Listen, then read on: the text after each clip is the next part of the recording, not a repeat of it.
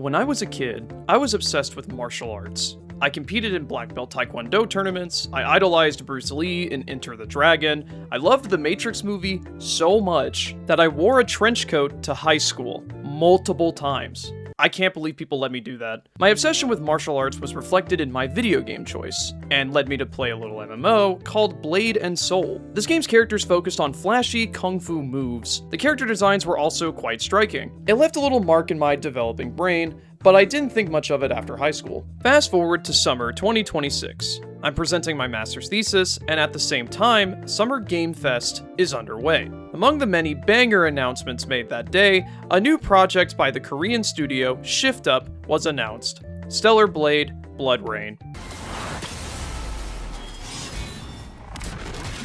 What's funny about Stellar Blade is I never really looked into it. I had no idea it did nearly well enough to get a sequel. I kinda just heard from word of mouth that it's a Nier Automata clone, and I didn't think much of it. But here's the thing, I haven't played Nier either. I've been surrounded by action character games like Bayonetta, Devil May Cry, and Nier, but I've never played any of them. It's kind of shocking as a supposed martial arts fan that I never touched these games. My time with massive online shooters and MOBAs has turned me into a gaming fraud, as well as a martial arts LARPer.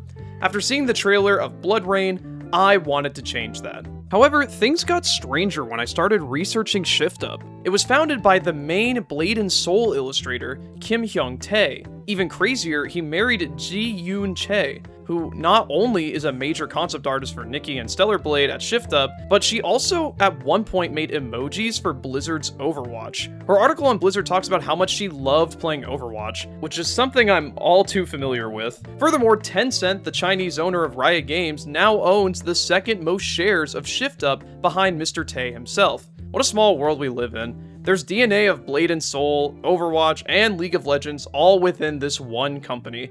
It's destiny that I play this game. I'm also in a very unique position where I can play these action games in any order and share my first impressions with others. So I thought it'd be interesting to go through these action games in reverse, playing Stellar Blade and then moving my way backwards to Nier and then other action games like Bayonetta or DMC. Now, a warning for those watching. Stellar Blade features our main character, Eve, often in scantily clad clothing. We will talk more about that later, but if you're watching at work or in public, you should consider minimizing the tab just in case. Also, spoilers ahead for this game. Earth is doomed. Monsters, known as the Natiba, began appearing out of nowhere. Humanity lost the war on these Natiba, causing them to flee into orbit and create the Colony. Here in the Colony, with the guidance of a god being called Mother Sphere, humanity utilizes the Eve Defense Force, special airborne units that fight to reclaim parts of Earth from these Natiba. We play as Eve, an officer of the 7th Airborne Squad, and our goal is to capture or eliminate a powerful being called the Elder Natiba. This whole opening act is very good. Oh god, it's like Star Wars Episode 3, everything's getting shot down, oh Jesus. Immediately, the music of the game catches my attention. They really nailed that grand orchestral feeling. It's no wonder it was nominated for Best Score and Music in the 2024 Game Awards. After being rescued by our commander, Taki, we begin our first of many combat tutorials. Okay, what do I do? Quick attack? Okay. We swing. Swing your sword. Strong attacks. I can do strong attacks.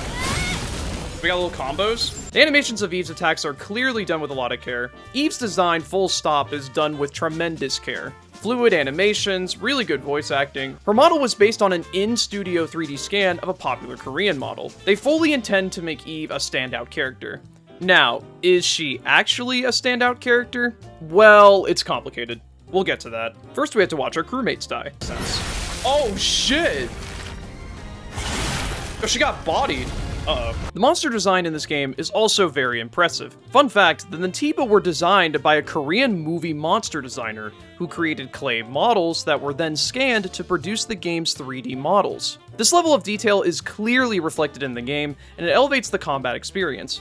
We have a perfect parry tutorial, and we use a new move called Retribution. Okay, and then I press triangle. Okay.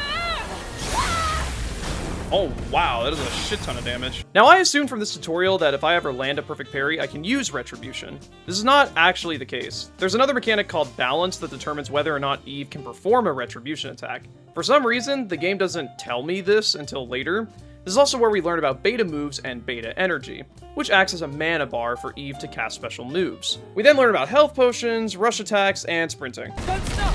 Keep moving, Eve! Okay, I'm trying. Patchy, I'm trying. Your suit has extra, like, DLC bonuses. You have 5% extra. Ow! After seeing all of our squad mates die, we are thrown into our first boss fight. Oh shit, it's a boomer!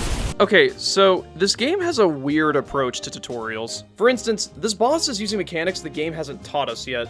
These yellow attacks can't be blocked, but the game hasn't told us this, nor has it shown that there is an ability to dodge. There are 4 unique attacks enemies can use against you. Early on in the game, an enemy will perform one of these moves, but the game doesn't explicitly tell you how to deal with it until after you've already dispatched a few of these enemies. After beating our first boss, we get introduced to an Alpha Natiba, who honestly looks so sick. Sephiroth? Oh, that's an Alpha. Uh-oh. That kind of looks sick, though. The mask? It looks like a harpy. Yeah. Like sickles? Oh shit, we're fucked. Taki sacrifices herself to save us, and the title drops. I think this is a solid introduction to the game. So far we've had a good string of action-packed quick tutorials that let us do the fun stuff right away. But as I will learn, the tutorials are far from over. Also, I didn't know where else to put this in the script, but I wanted to highlight the accessibility menu. It's honestly really cool seeing how much effort went into allowing as many people as possible to enjoy this game. Our story continues with us flying to our first location, 807, with our pilot and companion, Adam. His name's Adam. My name's Eve. Of course it is, bro. Oh boy, Adam. In due time, I will learn just how much I can despise a fictional character in a video game. I assumed at first he would just be a minor character that occasionally helps us out and says a few one-liners as a joke. Oh man, I could not be more wrong. But I can't get into that yet. For now, I didn't think much of him. You can adjust Eve's ponytail length in the gameplay settings. Why is that a setting? Wait, why was that a hint? I can make the ponytail shorter or longer? Eve is very customizable, both with skins, gameplay builds, and other accessories you unlock through side quests. There are over 100 suits to collect in this game, all of them being locked behind exploration or challenges. I really like this. It brings me back to an older era of gaming, where a lot of secrets or cosmetics could be unlocked just by playing the game a bunch. It makes me feel rewarded for spending time with this game. We continue with more combat, manual looting, locked doors, and we come across our Dark Souls bonfire, the camps. Here, we can unlock new skills. Skills in this game range from basic damage buffs to unlocking completely new offensive and defensive moves. You can also use the skill tree to practice these new moves in a training room. When resting at this camp, we learned in a flashback that Adam saved us from the Alpha Natiba. We unlock perfect dodging, new potions, and this game becomes Assassin's Creed. I didn't expect to like this as much as I did. The parkour makes exploration feel a lot more dynamic when it's done well. Oh, we'll get to that. We can perform assault attacks, which allow you to deal massive damage to any unsuspecting enemy. We're finally introduced to the balance mechanic. If you parry an enemy enough times, they lose balance, and you can perform the retribution move that we talked about earlier. And then retribution. Boom! Kicked. I like how she kicked it 3 times, and that did like 500% more damage than her sword. Yeah, there are a ton of tutorials in this game. There's probably some streamlining that can be done to make learning these mechanics more succinct. We learn our drone can scan for enemies and items. What's cool is, some enemies will be hiding behind corners waiting to ambush you. The scanner can help you see these ambushes coming. Most of the time. Now, we run into a bit of a problem. Eve walks into a scripted ambush where we fight a swarm of enemies and another new Natiba, the Heavy Guardian. The game here is trying to teach us about yellow attacks, which are attacks that need to be dodged. What the game doesn't tell us is that there are also red attacks, which means the enemy is about to attack a couple of times in a row. Since I'm already trying to learn about the yellow attacks, my brain freezes up when I see the red attacks, as I don't know how to deal with them. I tried to block a red move. I suck. Thankfully, there isn't a penalty for dying besides having to do a little bit of backtracking. I'll take the opportunity to mention now that we'll be playing on normal difficulty throughout this run. The game allows you to switch between difficulties whenever you want, going back to your last save if you choose to switch.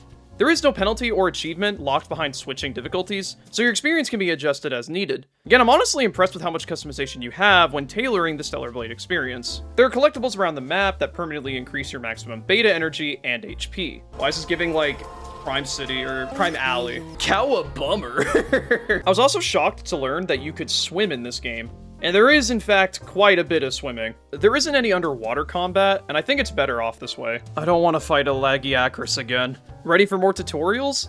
I am. We learn about shields, which passively reduce incoming damage. Another core mechanic introduced are the grenades. Each grenade does a specific task in combat, stunning the enemy, damaging enemy shields, reducing balance, damaging through the shields. It's honestly essential for the more difficult boss fights to use these grenades as often as possible. Lastly, we learn about the Blink skill, which is a special dodge that lets us deal with blue attacks. We round off day 1 with another boss fight, Abaddon. Whoa! Ow! Wait, what? Ow. Oh no. Oh, shit! Range it. Ow! Sonic Boom? What, am I playing against Guile? Oh shit, there we go. Get fucked. Oh, KO, baby! Boom! Nice. Oh shit, quick time events. Would I have died if I didn't press that? Holy Kill Bill. And then nice. Beating this boss unlocks gears and exospines. These are crucial for making Eve stronger or catering to a certain playstyle. My thoughts on day 1 are pretty positive. I'm hopeful I stumbled upon a gem of a game, and I'm looking forward to playing more. If only I knew. I don't like Adam. There, I said it. I don't know if anyone watching is an Adam fan, but if you are, I'm sorry for your poor choice in men. The biggest issue I have with Adam is his writing. Falling debris. Be careful. Oh, it's one of the Legion's old supply boxes. There's another supply box over here. Adam constantly talks about what is directly happening in front of you. Think of every E3 live demo meme you could possibly think of. Adam delivers it. These stairs lead to the power control room. All right, this is the code to the power control room. Great. Power has been restored. I don't want to understate this. It's so bad that I genuinely think this game would be an entire letter grade higher if Adam just wasn't in it. It doesn't help that Adam's lines are delivered with this odd sing-songy cadence. It feels like his lines were read at random. Like the voice actor just wasn't given any voice direction at all. Eve, are you alright? I don't know. We don't have enough information. What do we do now?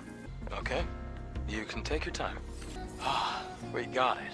The hypercell. It's hard to say why Adam is like this. English localization is a bit more complicated than just regular voice acting, so I don't want to be too harsh on the English voice actor directly. A lot of the time, voice actors aren't even given the context of their lines if the studio wants to keep the project under wraps. It might also be because of who Adam is as a character. He's one of the major characters, and I have to wait until more of the story's revealed before I can comment on him further. Looking back on the Blood Rain trailer, I really hope they've learned their lesson from Adam. Anyways, Adam tells us we need to retrieve a device called the hyperdrive. This will not be the last time we get a hyperdrive. This game loves hyperdrives. We solve simple puzzles and enter a place called the Hall of Records. A voiceover delivers some exposition about how humanity was threatened by advanced global warming. To save humanity, the Mother Sphere, through technology, evolved humans to be able to live without water or oxygen. We grab our hyperdrive, and we fight another boss. Heroin boss down, we defeated drugs. In this next construction area, I started to encounter pretty bad frame rate issues. It could be because of my computer, but all I'm saying is, this didn't happen with Monster Hunter, so 1-0 Monster Hunter. There are these secret cans around the world that reward you with small permanent buffs and a new outfit should you collect them all. Okay, so originally I was just gonna leave the canned collectibles at that, but there's actually deep lore behind the game design of this. So get this, originally Mr. Tay wanted to secure brand deals with real soda can companies, like Pepsi and Coca-Cola. Their deals didn't fall through. We tried to, but no can brand would partner with us to have a collaboration. So we had to create them all originally in-house. Yes, that's right. They hired a soda can expert to come up with these designs that would make them look real. And you know what? They did look real. I actually thought these were real products for my whole playthrough until I started writing the script. I just think that's really funny. A soda can expert. Moving on, we encounter our second Alpha Natiba. I like how this boss looks like something straight out of Bayonetta. The angel heads are a nice touch. This is also where we meet our newest companion, Lily. She's an engineer from the 5th Airborne Squad. I like Lily more than Adam, but that's not saying much. Her delivery at least has a little more emotion. What? Okay. What? No way! No way! What? Remember the Matrix movie? I remember the Matrix movie. This game certainly remembered the Matrix movie. We begin today with our crew heading towards the last city of humanity, Zion. Yeah, that Zion. The one from the Matrix. And the Bible. Just with an X instead of a Z. There's a lot of Christian names being dropped around in this game, but if I'm being honest, it all kind of feels surface level. Like, sure, the names have roots in Christianity, but the game doesn't really explore Christianity on a deep level. Adam and Eve, Zion, people call us angels, man. Yeah, we meet a character and his name is just Man. Calm down there, Kojima. We also meet Oracle. No, not that Oracle, just Oracle. He's mostly just an exposition dump. He tells us that in order to reach the nest where the Elder Natiba is hiding, we need 4 alpha cores to create a master core. This master core is the only way to get into the nest. How does he know this? He claims he has a personal link to a facility on the surface, and that he can search up anything and everything so long as he has power. We plug the hypercell we collected from before into the city of Zion. Oracle informs us that he needs another hypercell to track down another Alpha Natiba for us. So he sends us off to a mysterious facility called Alteslavoir to retrieve the hypercell from there. Before heading out, Lily built us a gun. No, I need to turn that, my DPI is too high. I can't. Oh shit, I suck. Dude, there we go. You can unlock multiple types of ammunition through upgrades later in the game. It's kind of wild that we're still getting new tutorials this late into the game. I do like the gun though.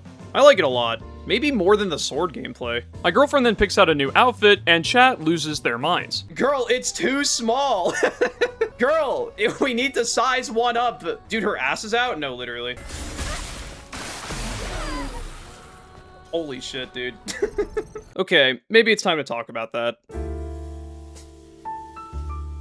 So, this game performed pretty well, right? Most of the sales are coming from the Chinese audience, and that makes sense. A lot of Shift Up's marketing was targeted towards mainland China. Now, it sold pretty well in Western countries too. But here's the thing. I'm willing to bet most of you who clicked on this video already knew about the sexualization controversy that surrounds this game. And that's a little odd, right? It's not like Western audiences are allergic to sexy protagonists. So why is Stellar Blade any different? Well, I think the reason why is actually kind of interesting. See, sexualization in video games is a delicate thing to balance. Imagine you have 2 ends of the horny spectrum. On the one hand, you have objectification. This is where there is nothing else to look at but the jiggle physics. The downside to this is, of course, alienating a whole gender of people. On the other hand, you have concord.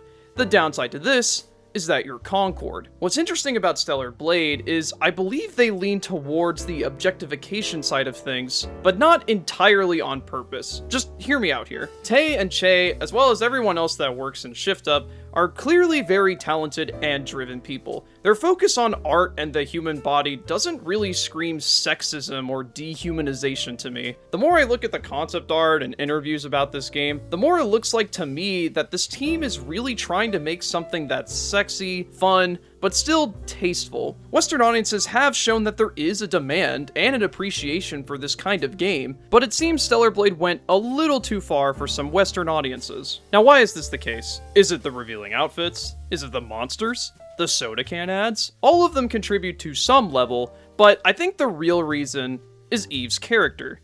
She doesn't have one. At certain moments in the game, Eve will say things that seem to hint that there's more to her than meets the eye. But it's all ultimately superficial. Eve is good because Eve is good. Our mission is to save mankind. She helps humanity because she doesn't need a reason to help humanity. No, I don't need anything. I don't need any kind of incentive to save someone. Most of what Eve does is either because Adam or someone else told Eve what to do. This all creates an Eve that, while is definitely a good person, is ultimately shallow. I think this shallow character contributes to the objectification side of things. For example, when people think of Bayonetta, they think sexy, sure, but her sex is only a part of her strong character. Objectification becomes a lot harder to fall into when your character has a strong or unique personality. What's fascinating about this is that Eve's character was one of Tay's biggest regrets in Stellar Blade. When making the first game, I struggled with the main character, Eve, specifically whether to leave the character as a blank slate for player empathy or to fill her with personality. With this in mind, Eve makes a lot of sense now. These flashes of Eve becoming an actual character, only to then turn into a simple yes bot, is a result of the team not being able to commit to one idea for how to write her. Honestly, I think had Tay gone in either direction here, it might have worked out for the better. Eve being a nearly silent protagonist that explores these mega structures and makes small decisions for herself, like in the manga Blom, would have been incredible. Or she could have been a more bombastic presence that actually pushes the events of the story forward. Either way, I think that objectification feeling would have been suppressed. There's another side to this I think is also worth discussing, and that's the one-sided nature of the sexualization in this game. My girlfriend and I talk about this one a lot. If the other male NPCs were also in scantily clad clothing, or portrayed in an otherwise sexy manner, Eve's objectification would feel less one-sided, and thus less alienating. Now I know for the context of the story, Eve comes from outer space like a literal alien, so narratively she wouldn't be expected to dress like the people of Zion, for instance, but even so, it would have been nice to see other people dressing in a similar manner to Eve to make her feel less exposed. Just to be clear, I'm not saying if you enjoyed this game, you're wrong. I liked this game a lot, and I don't think Eve's sexualization is as big as a problem as Twitter makes it out to be. There's definitely more to talk about here, but I don't want this video to be 3 hours long, so let me know what y'all think in the comments. Anyways, at least the environments are fun to navigate. Surely they wouldn't just add an area that sucks for no reason, would they? So this new area, the Wasteland, I thought was fine at first. Desolate hot areas, hostile enemies roaming the arid land, it really adds to that post-apocalyptic feeling, right? Well, I thought so too, at first. But then I realized just how much there was. So much desert, so much flat, empty land to travel across. There is some parkour, but 90% of this area is just running around a void. It really feels like there should have been some sort of bike or something to traverse the lands faster. It also doesn't help that, like, your full sprint mode doesn't activate if, like, any of these monsters are, like, remotely interested in killing you. Like, this feels like I should have a vehicle. Like, it feels like I should have a vehicle here. Fast travel is also disabled here until you restore the power to a nearby solar tower. Why did they do this? It wasn't that much fun to travel through this area already. You still have to go through the camps first to unlock the ability to travel to them later anyways. This just makes it more tedious to explore this area. The worst part about this wasteland is that there are a lot of side quests to do in this area. Side quests are activated in Zion through NPCs or the various job boards around the map. If I'm being honest, these side quests aren't that interesting either. Most of them are just simple fetch quests. You do get rewards and outfits for some of them, but it feels like busy work. If you don't want to do the side quests, that's fine. You just won't get the good ending. Yes, there are multiple endings in this game. To get the good ending, you need to do at least a few of these missions, or collect a ton of lore books around the world. Also, some of the customization, like haircuts, are locked behind side quests. So either way, you're incentivized heavily to interact with these side quests on some level. The worst part, though, is that if you don't activate the side quests before heading out to explore, the key items related to the quest will not spawn. This means, for me, I had to go back and activate the quests after already spending hours in the wasteland, because the items wouldn't spawn. Again, for about 10 to 15 minutes, I don't mind the scenery or the music, but by the second hour, it got on my nerves. If they gave us a vehicle or some tool that sped up traversing this map, it wouldn't be so bad. Good thing I only have to go through an area like this once, right? Oh man. We finally get to the Lavoir facility, but before we can enter, we need to fight the guard to see if we are worthy. This boss is weird. She'll recharge her shields and balance after each flurry of attacks, meaning the only real way to deal with her is to parry every attack she throws at you in a row. The game is clearly checking if you're good enough at parrying yet.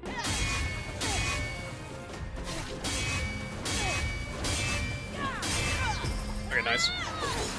Okay, this is the have you learned how to parry yet boss. It's not too hard, but it's odd a boss basically forces you to deal with it in a certain way. Oh yeah, don't mind Resident Evil 4 down there. Chad wanted extra entertainment while running through the barren desert. It'll go away in a bit. After beating this boss, we enter Lavoir. Now surprisingly, this area is actually one of my favorite sections in the game. I think it's just because it reminded me so much of Metroid Prime. Due to an electromagnetic field emanating from the facility, our sword and scanner no longer work. Instead, Eve is forced to use her new gun that Lily built for us. Walking through these dark and narrow corridors in a strange sci-fi facility was really fun. I like the pseudo-horror theme going on here. Not allowing us to scan further adds to the tension. This whole facility is also incredibly inspired by The Matrix. This is literally like The Matrix. They are not. laying it thin at all. There's some puzzles and fun laser trap rooms to escape from. Are you in like a UF like a WWE fighting ring? No, I kind of am actually. Wait a minute. Oh, from the top ropes! This fan room beat my head in. Freaking. Ow! Okay. Ow. Ow. Bro's getting pelted, dude. And we got a new boss. I kind of wish there was a whole game like this. Dead Space, but anime. While retrieving the hypercell, Eve spots a recording device left behind by another squad leader, Raven. The cast for this game isn't the strongest, but I think Raven is my favorite character. After surviving her initial deployment, Raven leaves a message documenting how she found out there was another secret war before the final war between the Natiba and the humans.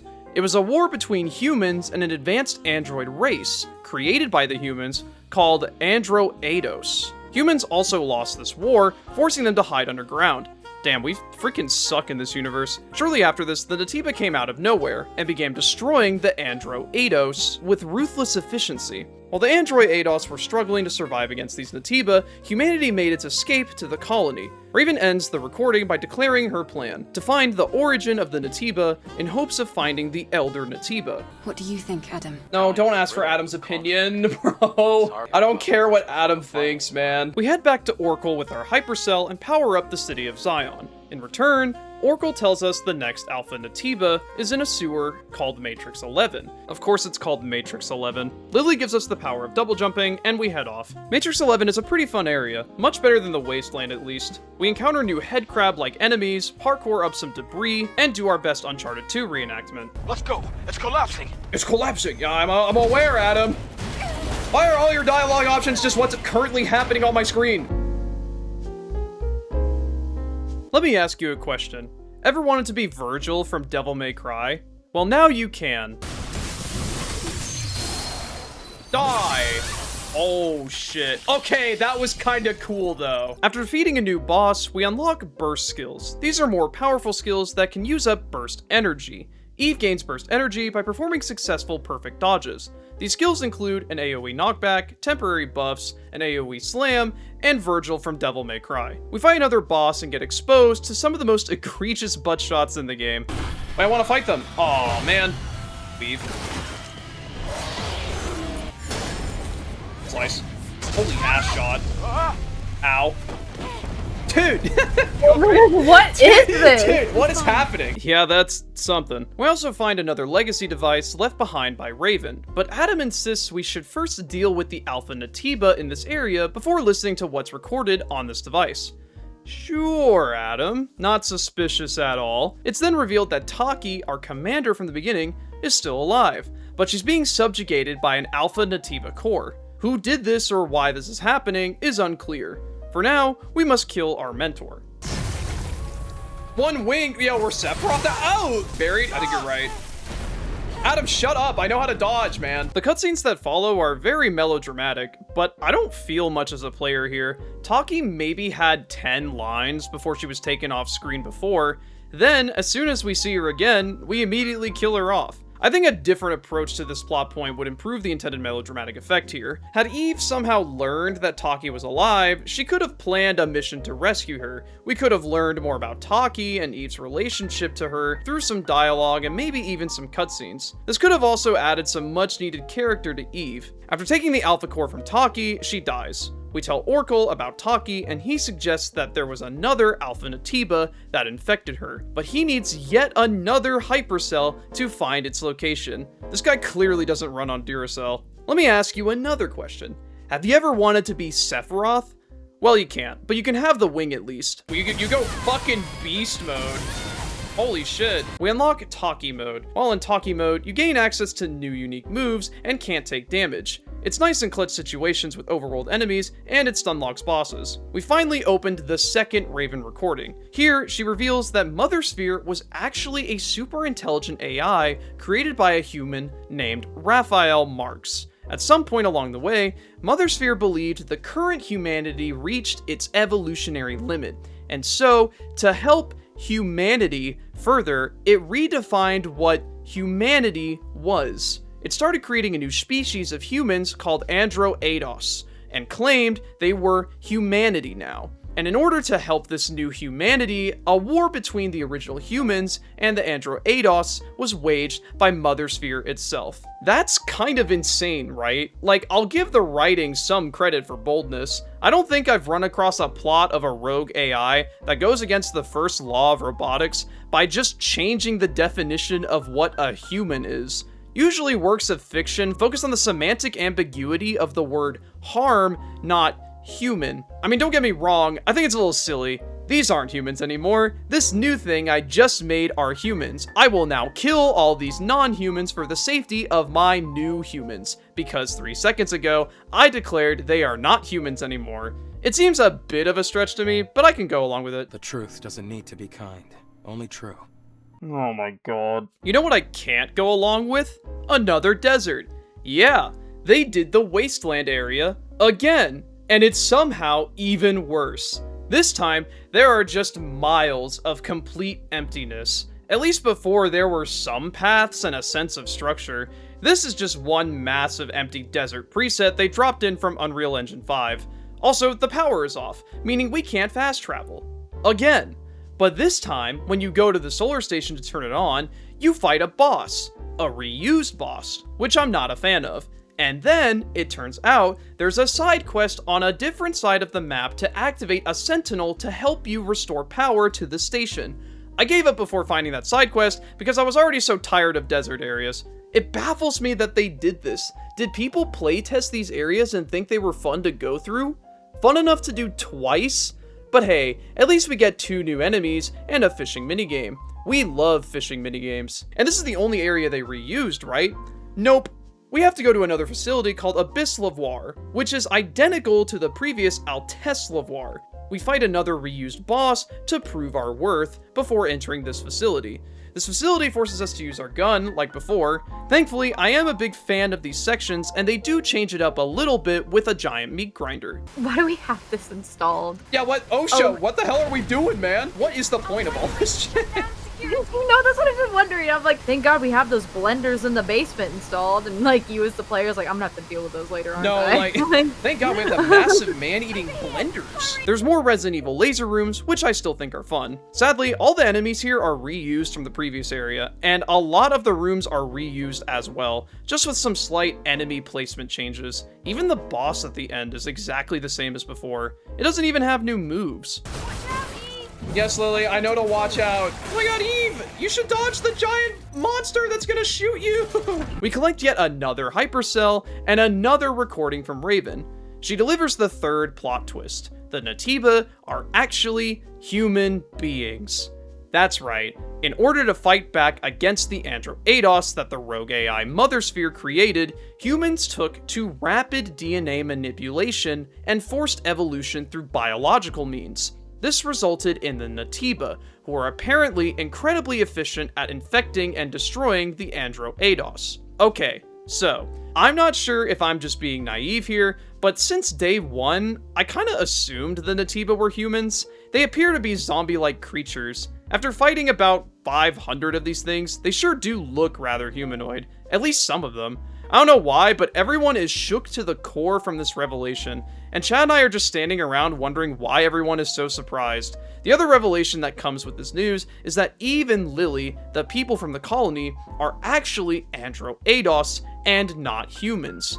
Mother Sphere implanted memories and propaganda to tell her own Androidos that they are and always were humans. I love how you were just like, wait, that's the plot twist? I thought we already knew that. Yeah, I thought we knew humans were Natiba. I was like, oh, they're like mutated humans that have gone wrong. This is something right out of Blade Runner. The people of the colony, Eve and Lily, are replicants that assumed they were always human. In search of more answers, we go back to Oracle. Oracle confirms all of what Raven has told us so far, and that the true humans were in fact the Natiba all along. Hey, Eve.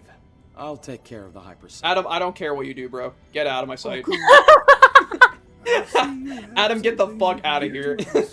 This is certainly an ambitious plot. I think the Natiba plot twist was a bit too obvious. Maybe it's just because I've played so much Left 4 Dead 2 or Half-Life in my day, but this plot twist specifically really didn't surprise me all that much. I think the other big issue here is once again, Eve is just being told things. It would have been more impactful had Eve actually found her own evidence of this plot twist, like lab reports, old archives, something. Anything to make Eve come to this conclusion on her own would have been more impactful. Oracle tells us the next Alpha Natiba isn't here on Earth. Instead, it's located somewhere in orbit.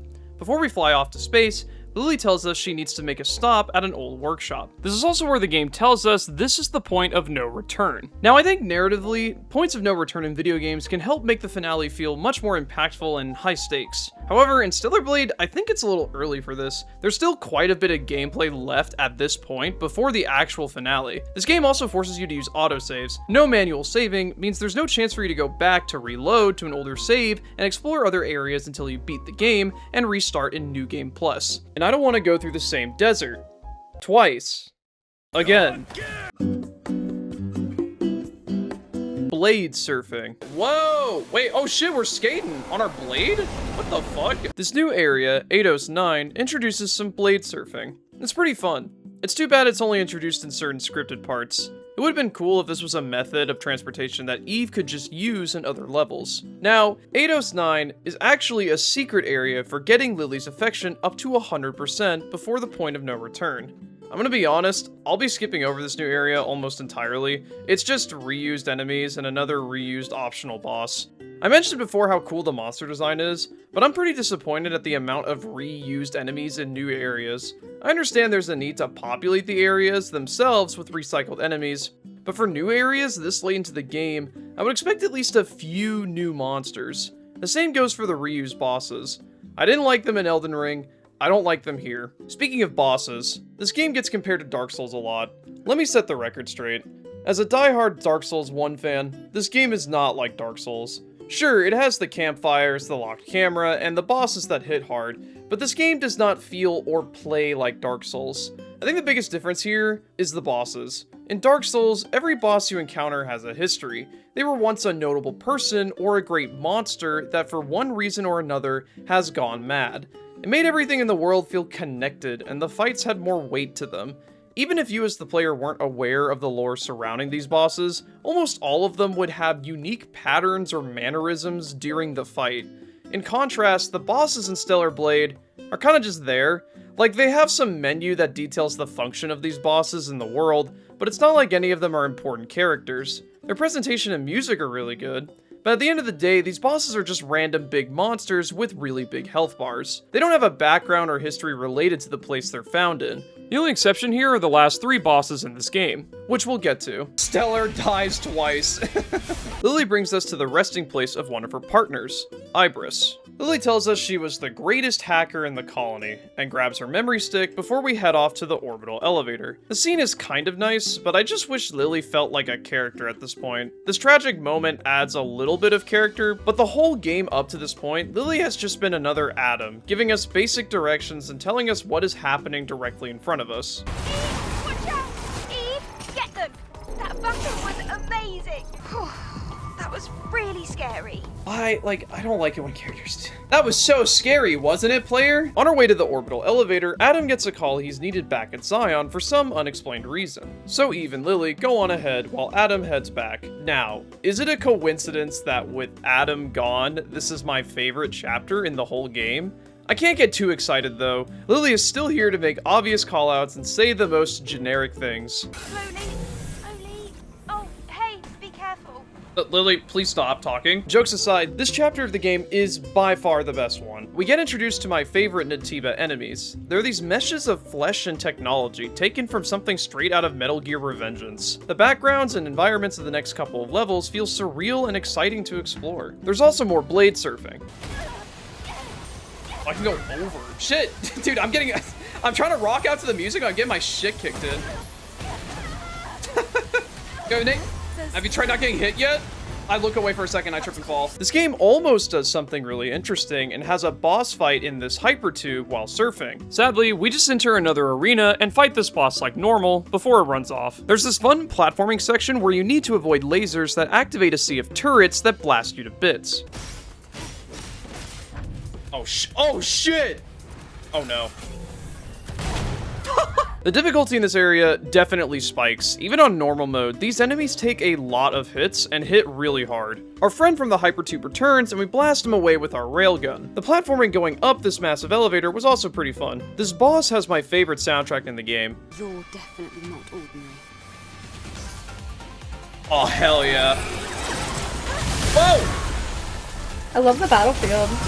The music too. Our long journey to the top of the elevator concludes with this demo crawler, which has this imposing choir alongside the boss fight. The slow-mo.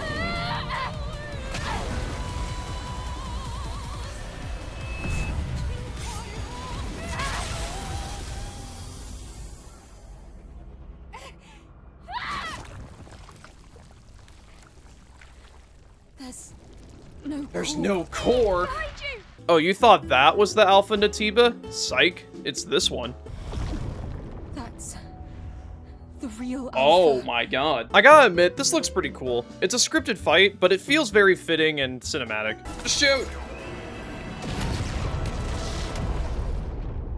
Cinema. We're saved from burning to a crisp in the atmosphere by this mech that's straight out of the Armored Core series. Back on Earth, Adam still isn't responding, so Eve and Lily head back to Zion, where they find it in ruins. The unidentified Natiba is back, and everyone's favorite character, Man, gets destroyed by it. No, not Man. Man, no! I cared about you so much! This Alpha Natiba has some pretty unique attacks. It's not my favorite fight, but it's more memorable in terms of gameplay than the rest. Oh yeah, this game has insta-kills. Some bosses will charge up an instant kill move. The way to stop them is by shooting these glowing orbs before the boss fully charges their move.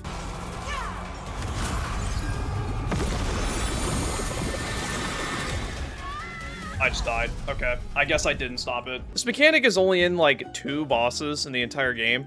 3 if you include the Nikki DLC. Are you ready for more plot twists? It turns out the unidentified Alpha Natiba that killed Taki before was actually Raven all along. She escapes before we can question her further. Not only that, but Orkul was actually the first Andro ADOS to be meshed with a Natiba as well. He was the first Alpha Natiba. That's right.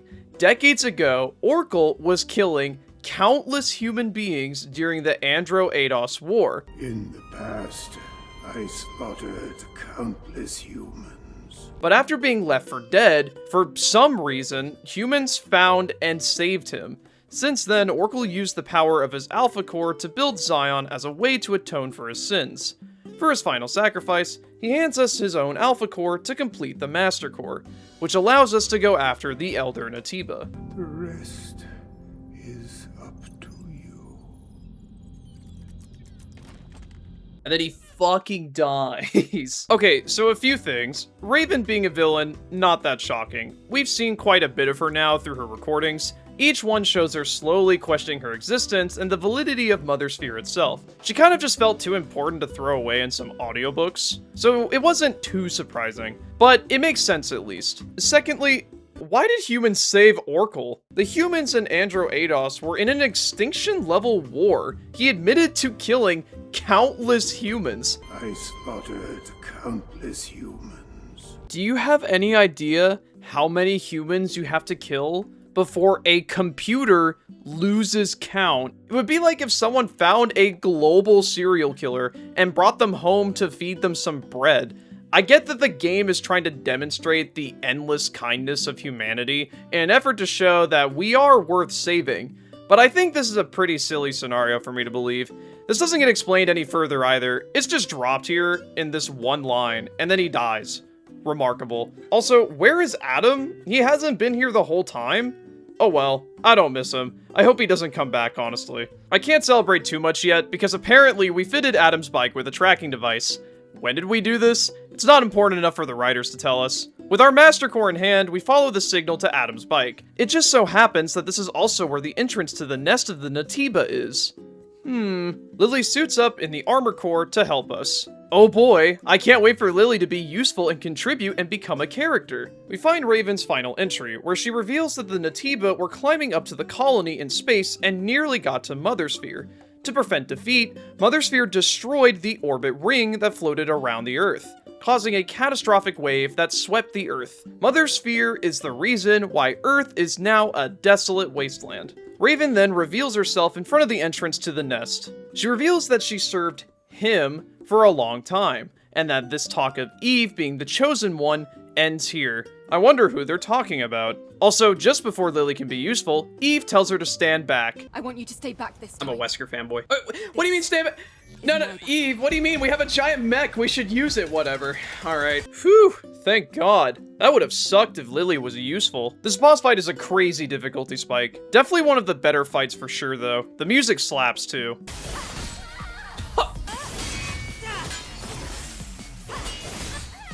Okay. I meant to Jesus.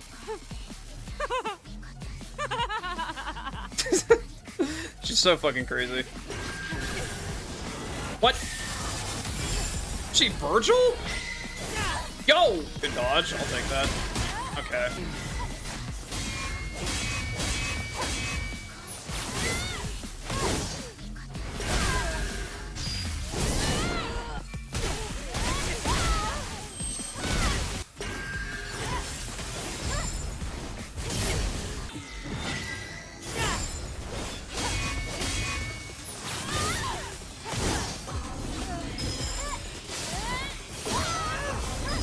Again? Jesus. Oh no. Woo! Woo! Leave. Get fucked! Yeah! Don't tell me there's more.